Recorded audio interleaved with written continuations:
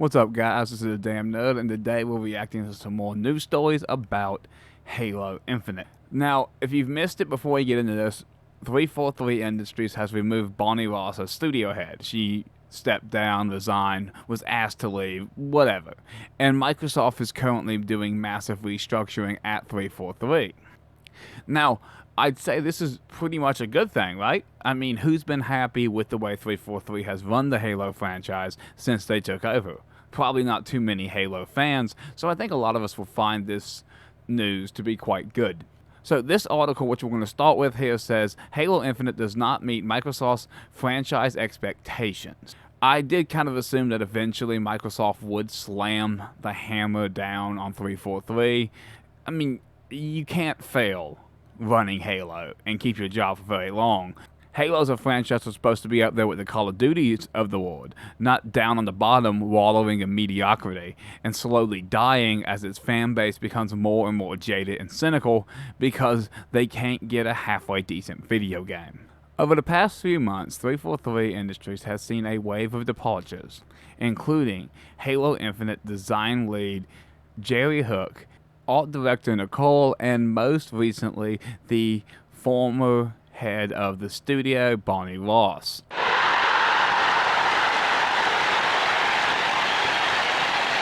It was also reported that head of engineering, David Bergen, is also set to leave the developer, though this news has not been confirmed.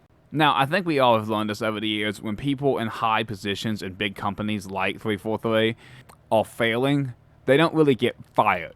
Companies encourage them to resign, depart, or leave. Don Matrick was never actually fired, he resigned. But that's because they have massive golden parachutes, and if they resign, they get that money. This way, companies can get rid of them without really any big issue. And that's why you see massive resigns for leadership positions at 343. It's clear that Microsoft has finally become fed up with 343. And I don't think anybody is really going to blame them for becoming fed up with 343.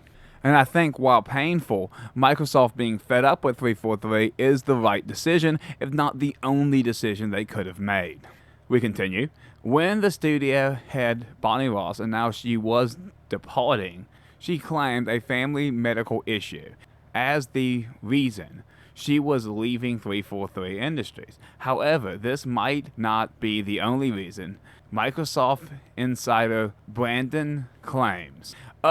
Yeah, more or less, I get the impression that the family sickness, while it may be true, maybe not, I don't know what's going on in Bonnie's personal life, but the family sickness was a convenient excuse for the fact that Microsoft was finally done with her time running the studio. You guys got to realize that her first project as the head of 343 when she founded the studio was Halo 4. Now, however you feel about Halo 4, I actually kind of like the single player, but however you feel about Halo 4, most of us won't claim it's as good as 1, 2, 3, or Reach. And I think that the studio has really only got worse. Halo 4 was more or less its peak.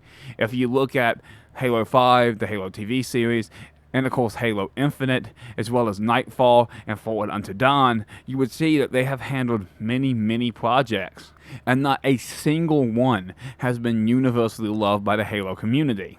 I mean, even Halo 4 was a very contentious game, as people on both sides of the aisle yelled at each other over whether or not they thought it was great. In a recent video Sam posted, he said, citing multiple people familiar with the matter, that the reason for Bonnie Ross's departure might also include 343 Industries restructuring, which reportedly happened due to the disappointing post-launch support for Halo Infinite. You know, Microsoft has more or less written a blank check for 343.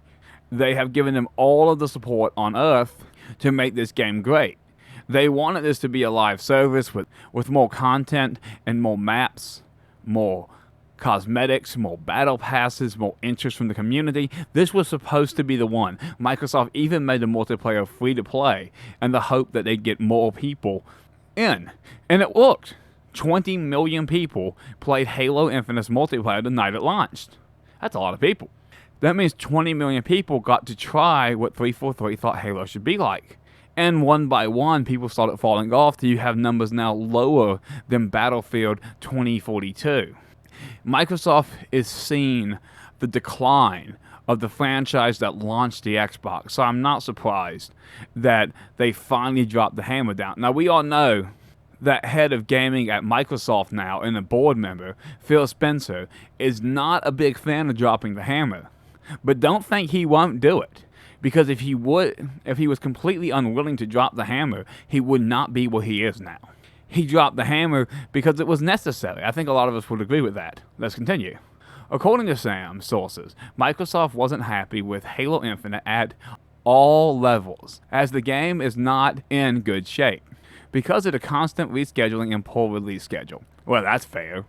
I mean, we still haven't got co-op. It looks like it's going to be a full year after the game came out for us to get co-op. So that sucks. And Forge is still not here, and when it does come out, it's supposed to only be in beta. So that sucks. They cut the split-screen co-op from the game, a big issue with Halo 5. Now, I don't know if this is true. I heard it on a Reddit post, so I don't know how valid this is, so take this with a grain of salt. But I'm going to throw it out to you guys anyway. According to what I was reading, 343 actually hired private contractors, for whatever reason, to do Halo Infinite's split-screen co-op. When they determined that the private contractors weren't doing the job they were supposed to be doing, they realized that there was very poor coding notes, so they really didn't know what they were doing, meaning they would have had to restart the split-screen co-op process. Instead, the studio elected to cancel it. Now, this could be a symptom of multiple things. This could be a symptom of an understaffed studio, but if you have the money to hire private contractors, you have the money to hire new developers, which is what 343 should have done if that's what they actually needed. Also, they need to stop looking at split-screen co-op like it's a thing of the past that nobody wants, because a lot of people really still want it. Let's go on. Sam notes that the title did not meet Microsoft's franchise expectations. No doubt about that. According to him, Microsoft spent hundreds of millions of dollars on the game. And the game and the plan was to have a live service capability rivaling Bungie's Destiny 2 or Epic's Fortnite. However, the game did not manage to reach those goals, and now Microsoft views the title as a failure. I mean, it's fair. We've got the impression in recent years that Microsoft is really looking to find their Call of Duty. Of course, I guess they bought their Call of Duty now. But before that, they were really looking to find their Call of Duty, and I think they were hoping that this game would be their Call of Duty. But obviously it has not been, and I think there's just a lot of frustration behind the scenes. Also, there's not a lot of fan support for the upper management at 343, especially not after they greenlit that Halo TV show. So I think Microsoft is pretty clean in this reworking of the studio. I think a lot of people will probably support it, but we'll see what happens going forward. According to Sam, the delay of Halo Infinite Season 3 was the final straw that broke the camel's back. I think canceling split-screen co-op probably had a lot to do with that too. When Microsoft decided to make a major reshuffling at 343. Now, I want to just jump up and down and scream from the rooftops. It's about fucking time that you're going to make a major reshuffling at 343, and I don't know why they waited so long, but I want to be a little bit more reasonable. Because we can't guarantee that the new 343 is going to truly be any better than the old 343. I do believe Microsoft's continued push for a live service game is actually very much hurting them. I think that it's more important for first-party games to be great in order to support console sales rather than you trying to find the next Fortnite. But there's nothing more greedy on earth than big companies, and Microsoft sees the money Epic's making, it sees the money that Bungie's making, and it wants in on that money. Of course, it bought Call of Duty, so Microsoft really already is in on that, because they have literally the most valuable franchise in entertainment right now. In particular, that might be the reason for firing the studio's founder, Bonnie Ross, and giving her duties to 3 other people. Perry, who is now the head of the studio.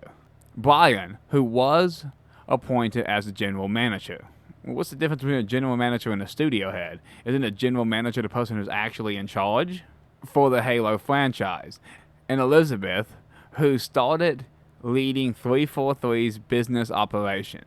This says the new head of the studio was the head of publishing at 343. He worked on Halo 5 Guardians and the Master Chief Collection, as well as Halo Infinite.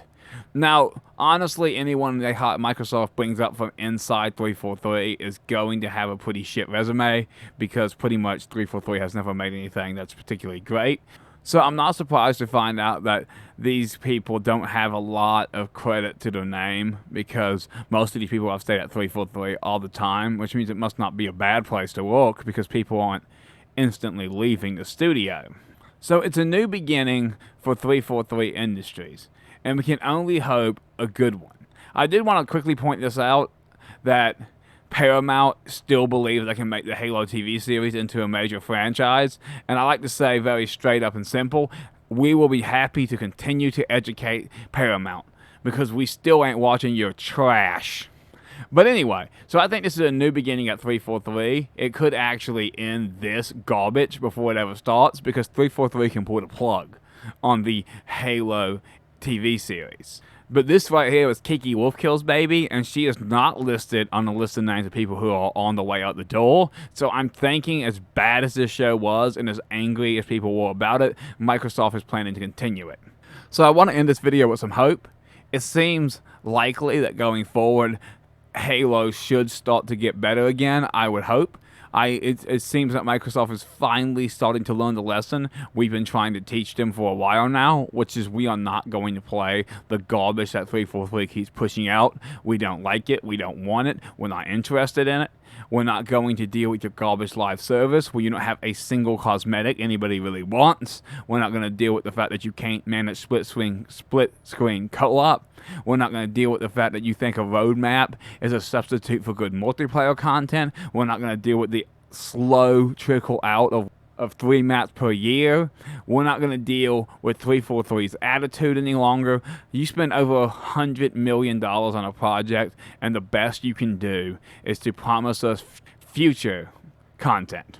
Not to mention Halo Infinite's massive issues at launch, like the fact Big Team didn't work for over a month, its tedious and repetitive game types that have driven most of its player base away, its cheating problem, its performance problem even on high-end PCs, the continued lack of co-op, the Halo TV series.